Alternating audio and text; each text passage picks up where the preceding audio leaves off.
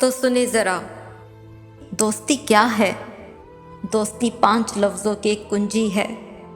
दिल और दुआ से, वादा और वफा से, साथ और सच्चाई से, तहफ़्फ़ुज़ और तसल्ली से, याद और यकीन से।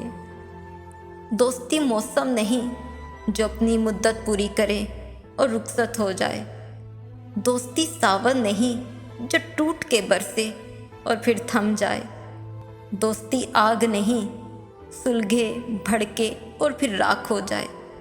दोस्ती आफताब नहीं चमके और फिर डूब जाए। दोस्ती फूल नहीं खिले और फिर मुरझा जाए।